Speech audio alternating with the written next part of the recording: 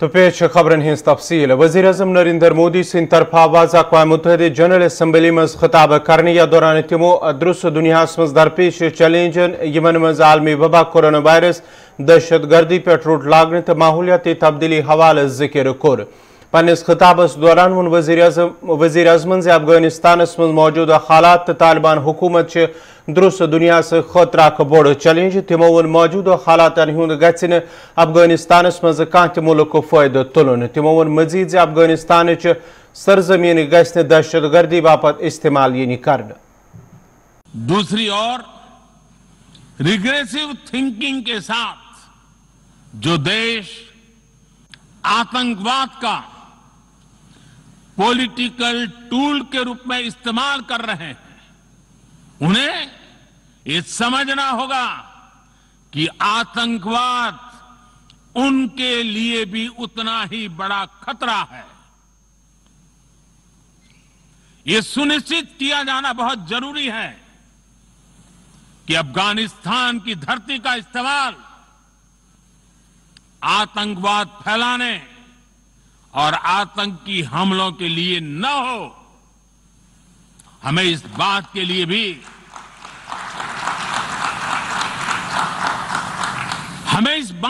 भी सतर्क रहना होगा कि वहां की नाजुक स्थितियों का कोई देश अपने स्वार्थ के लिए एक टूल की तरह इस्तेमाल करने की कोशिश न करें। इस समय अफगानिस्तान की जनता को, वहां की महिलाओं और बच्चों को, वहां की माइनॉरिटीज को मदद की जरूरत है और इसमें हमें अपना दायित्व निभाना ही होगा। संयुक्त राष्ट्र को खुद को प्रासंगिक बनाए रखना है तो उसे अपनी इफेक्टिवनेस को सुधारना होगा, रिलायबिलिटी को बढ़ाना होगा। यूएन पर आज कई तरह के सवाल खड़े हो रहे हैं। इन सवाल को हमने क्लाइमेट क्राइसिस में देखा है, कोविड के दौरान देखा है, दुनिया के कई हिस्सों में चल रही प्रॉक्सी वॉर, आतंकवाद और अभी अफगानिस्तान के संकट ने इन सवालों को और गहरा कर दिया है। कोविड के ओरिजिन के संदर्भ में और ease of doing business ranking को लेकर वैश्विक गवर्नेंस से जुड़ी संस्थाओं ने दशकों के परिश्रम से बनी अपनी विश्वसनीयता को नुकसान पहुंचाया है। यह आवश्यक है कि हम यूएन को ग्लोबल ऑर्डर, ग्लोबल लॉज और ग्लोबल वैल्यूज के संरक्षण के लिए निरंतर सुदृढ़ करें। नेशनल कॉन्फ्रेंस सदर तो member parliament doctor Farooq Abdullah Singh तरफ वन नामुज मरकजी सरकार पज तालिबान हुकूमत सत कत बात कर। तमो वोन हिंदुस्तान तरफ अफगानिस्तान मज तमीर तरक्की बापत करोड़ बुत रुपये खर्च कोरमुत। देखिए, अफगानिस्तान जो है, मैं आपको ये बताऊं, एक आजाद मुल्क है। वहां पे अब तालिबान आए हैं। हिंदुस्तान ने भी जब पिछली हुकूमत थी करीबन 3 बिलियन डॉलर वहां खर्चाए हैं उनकी स्थिति को बेहतर बनाने, उनके पार्लियामेंट बनाई, रोड्स बनाए, अस्पताल बनाए, स्कूल बनाए, क्या नहीं बनाया है। आज भी अफगानी हमारे यहां रह रहे हैं और आराम से रह रहे हैं, कोई उनको तंग नहीं करता है। हमें अफगानिस्तान की हुकूमत से बातचीत करनी चाहिए और बातचीत, देखिए वो हुकूमत तो जाने वाली नहीं है, तो जब आपने पहले ही इतना पैसा वहां खर्चाया है तो दोस्ती का क्या मुश्किल है कि दोस्ती खड़ी करें? क्या दुश्मनी उनसे भी लेनी है? पहले मुझे ये बताइए कौन सा देश आज हमारा दोस्त है? नेपाल देखिए, क्या हमारा दोस्त है? भूटान देखिए, क्या हमारा दोस्त है? आप बांग्लादेश देखिए क्या हमारा दोस्त है, श्रीलंका हमारा दोस्त है, पाकिस्तान तो था ही नहीं। तो बताइए हमने जीता क्या और हारा क्या, ये बताइए। जम्मू कश्मीर के मुतालिक आपको लगता है सरकार को अफगानिस्तान से बातचीत करनी चाहिए तालिबान? ये जम्मू कश्मीर का मामला नहीं है। जम्मू कश्मीर वो आने वाले नहीं है, उनको पहले अपना ही मसला हल करना है। ये जो हम लोगों में डर पैदा किया गया है कि तालिबान हमारे यहाँ आएंगे, वो नहीं आने वाले। वो पहले अपने देश को बचाएं।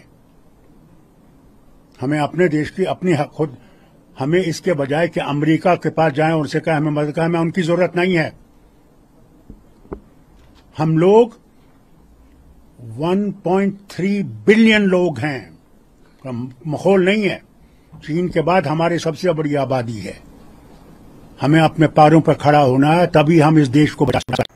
इंफॉर्मेशन इन ब्रॉडकास्टिंग हिंद मरकजी वजीर अनुराग ठाकुर सिंह तरफ आवाज करगिलस मज हाई पावर ट्रांसमीटरन हुंद इफ्तिताह करने, ऑल इंडिया रेडियो तो दूरदर्शन सर्विस बेहतर करने बापत नस्ब करन वाले सतह समंदर पे 13,300 फुट ऊंचाई पे 10 kV हाई पावर ट्रांसमीटर हुंद इफ्तिताह करना। मौके पे वन ट्रांसमीटर नस्ब करनुक मकसद लद्दाखस मज दूरदर्शन तो रेडियो सर्विस दूर दराज इलाकन ताम वाताव ताकि लुकन ताम वात हुकूमत पॉलिसी या मुतारिफ करना आमचन स्कीमन हवाले जानकारी। तकरीब मज member parliament Ladakh autonomous hill development council सी लद्दाख तो दोहिम सिविल इंतजामी अफसर थे मौजूद। आर्टिकल 370-35A को हटाने के बाद, आपको यूटी का दर्जा देने के बाद लगातार विकास के प्रोजेक्ट यहां पर तेजी के साथ चल रहे हैं और उन विकासात्मक कार्यों को भी और सरकारी योजनाओं को भी, प्रोग्राम्स को, पॉलिसीज को भी जन जन तक पहुंचाने के लिए ऑल इंडिया रेडियो ने बहुत सालों तक और दूरदर्शन ने काम जो किया है, अब उसको और ताकत देने का समय आया है। और ये उसमें एक पहल है, क्योंकि मोदी जी का सपना था कि बॉर्डर के इलाके के सभी जो घर रहते हैं जिनके पास फ्री डिश नहीं है, उनको भी फ्री डिश दी जाए। 30,000 हमने पहले दे दी थी, अब जो घर रह गए हैं उनको भी फ्री डिश देने का काम इस साल कर दिया जाएगा। मेरे भाई और बहनों, ये भी काम पूरा कर दिया जाएगा। जैसा मैंने पहले कहा कि यहां पर बहुत कठिनाइयां भी हैं, मुश्किल टेरेन्स भी हैं और एक प्रोपेगेंडा जो सीमा के पार से होता है, जो दुष्प्रचार किया जाता है, उसको रोकने के लिए भी और अपनी योजनाओं को जन जन तक पहुंचाने के लिए भी ये 10 किलोवाट के ट्रांसमीटर्स जो हमारे दूरदर्शन के भी हैं, ऑल इंडिया रेडियो ने भी अपने लगाए हैं, इनके ऊपर लगभग 21 करोड़ से ज़्यादा का खर्च भी आया है और जो दिन रात एक मेहनत की है, ये इस इलाके में देश की हर आवाज़ को तो पहुंचाएंगे ही। लेकिन मैं आपको एक बात कहना चाहता हूं, आपने कहा कि आधे घंटे का प्रोग्राम लद्दाख के लिए मिलता है। मैं आज यहां से घोषणा करता हूं, कम से कम इसको दुगना कर दिया जाए और आने वाले समय में इसको और बढ़ा दिया जाएगा, ताकि आपके कारगिल के कल्चर को, लद्दाख के कल्चर को, लेह के कल्चर को, आपके सारे कल्चर को हम जन जन तक पहुंचाने का काम करें। यहां की प्राकृतिक सौंदर्य को कैमरे में कैद करके दुनिया तक पहुंचाने का काम करें। और 370-35 से हटने के बाद आतंकवादी घटनाएं भी कम हुई है। आतंकवादियों ने घुसपैठ की तो उनको मौत के घाट उतारा गया है और जम्मू कश्मीर में भी शांति का वातावरण हुआ है और लद्दाख में जिस तरह से विकास हुआ है, मैं आपको विश्वास दिलाता हूं आने वाले सालों में इससे भी कई गुना ज्यादा होगा। क्योंकि जब 370-35 से हटा और 31 अक्टूबर को आपको यूनियन टेरिटरी का दर्जा दिया गया, तो मार्च 2020 में तो लॉकडाउन लग गया। 1.5 साल तो एक तरह से कुछ काम नहीं हो पाया। उसके बावजूद भी हमने ट्रांसमीटर्स बना भी दिए, लगा भी दिए, चला भी दिए और आगे भी आपके लिए और बहुत सारी विकास के प्रोजेक्ट्स हम लाने वाले हैं। सड़क से लेकर, पुल से लेकर, रेल से लेकर, जैसे लेह का हवाई अड्डा 500 करोड़ रुपए का टर्मिनल उसमें नया बन रहा है। नाजरीन, कोशिश खबरनामा जारी, ये